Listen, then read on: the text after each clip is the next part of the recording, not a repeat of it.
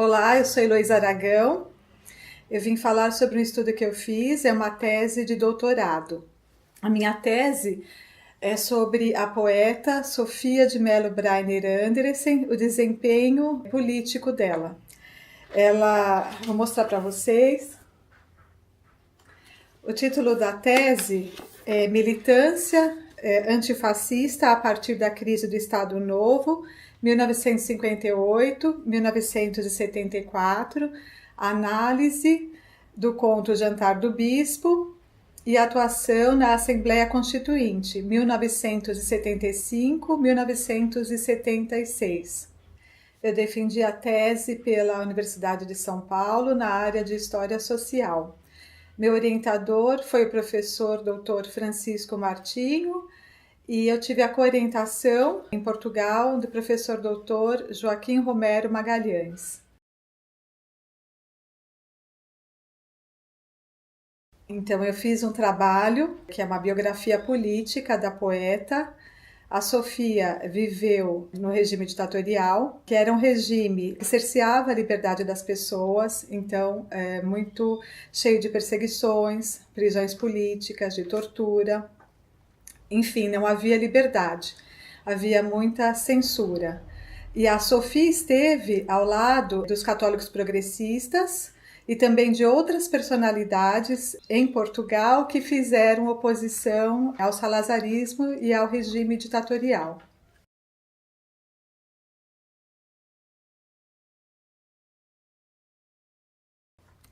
O ano de 1958 foi muito marcante, foi um ano emblemático em Portugal, porque houve a campanha do general Humberto Delgado à presidência. As pessoas que se reuniam à volta, que desejavam ver esse general presidente, elas tinham uma esperança de uma abertura política. A Sofia esteve nessa campanha ao lado do marido Francisco de Sousa Tavares.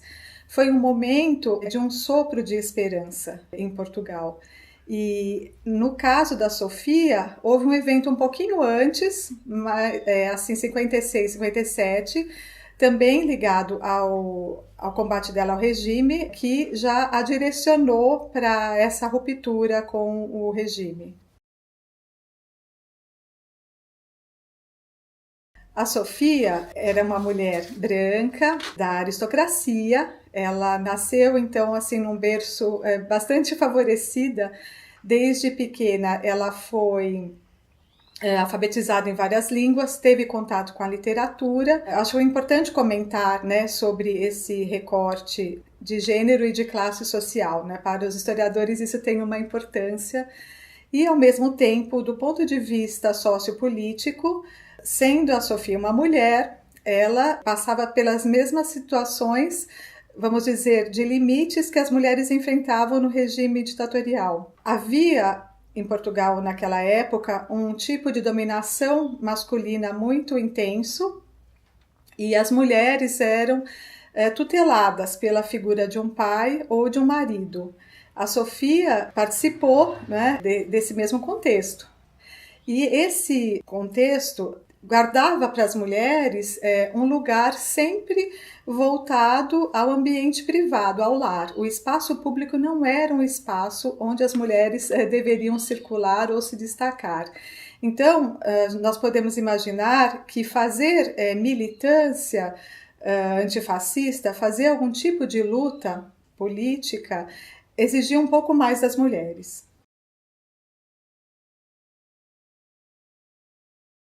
A Sofia era católica e ela acompanhou o movimento dos católicos que paulatinamente foram se afastando do regime ditatorial e dos dogmas, vamos dizer assim, do Estado Novo.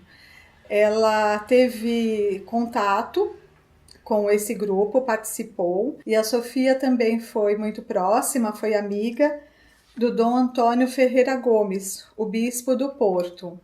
Também conheceu a realidade do padre Abel Varzim e nesse contexto ela acabou observando muito essa realidade dos protestos, dos desmandos que aconteciam, de como esses clérigos reagiam. E ela transferiu, por meio de uma criação literária, por meio de um conto, essas figuras, essas personalidades do Bispo do Porto, do Abel de Varzim, do próprio Salazar, para o conto O Jantar do Bispo.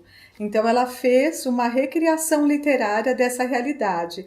Este conto é muito conhecido em Portugal. Eu escolhi fazer a análise, né, desse conto justamente por esse contexto muito filiado, né, à atuação, ao desempenho dos católicos progressistas e pela qualidade, quer dizer, pela alta elaboração presente neste conto, em que nós, enquanto leitores, podemos perceber um embate muito grande entre as premissas do Estado Novo e, do outro lado, do outro polo, as transformações sociais propostas pelos católicos progressistas.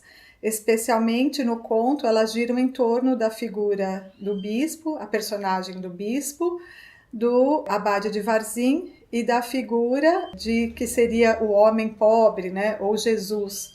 Eu também fiz uma leitura mais cuidadosa, mais detida das personagens chamadas secundárias no conto, que são as mulheres, os criados, o filho do dono da casa, que é o João, é um garoto de 9 anos, e também do Pedro, o primo Pedro. Nesta tese, eu procurei cuidar mais desse tema, desse assunto, porque eu percebi que não havia, até o momento, uma leitura, vamos dizer, mais completa dessas personagens secundárias. A Sofia, ao lado dos católicos progressistas e também de outras personalidades que faziam oposição ao salazarismo, ela participou de vários debates e também assinou, né, teve participação em vários abaixo-assinados. Ao mesmo tempo, eu fiz uma leitura, vamos dizer, política, né, da amizade, naquilo que teve do aspecto político, das cartas que ela trocou com o amigo e poeta Jorge de Sena.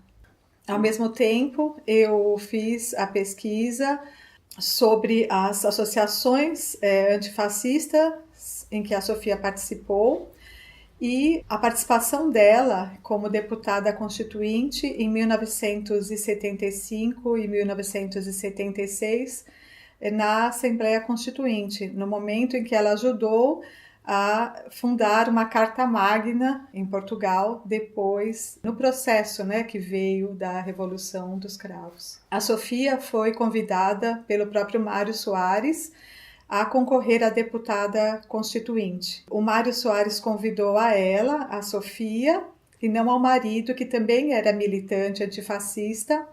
E esse é um aspecto, assim, vamos dizer, peculiar, porque causou ali uma certa turbulência nas relações políticas, nas relações sociais entre o marido dela e o próprio Mário Soares.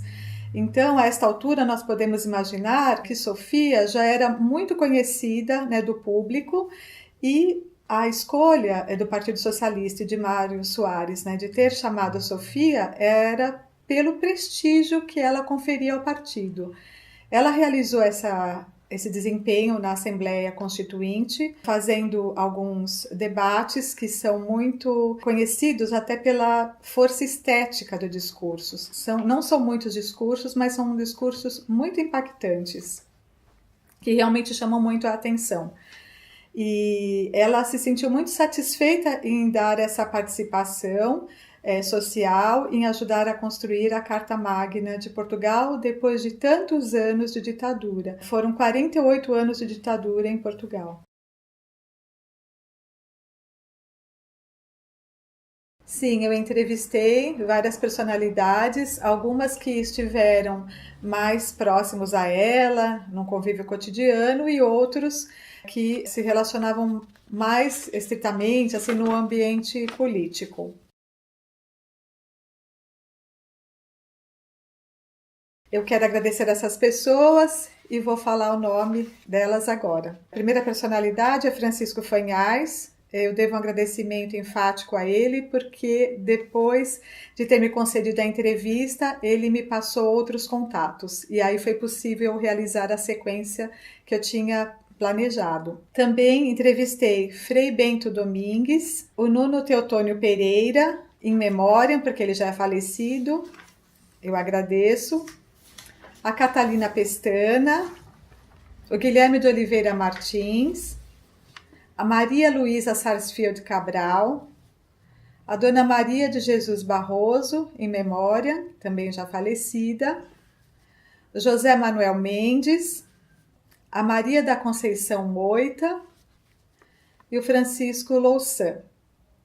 Eu devo também um agradecimento muito especial pelo fato de eu ter recebido bolsas de estudo. A minha pesquisa só foi possível por eu ter recebido esses fomentos. Então, eu deixo um agradecimento à Fundação Calouste Gulbenkian, que me concedeu uma bolsa em meses de 2013 a 2014, e também a CAPES.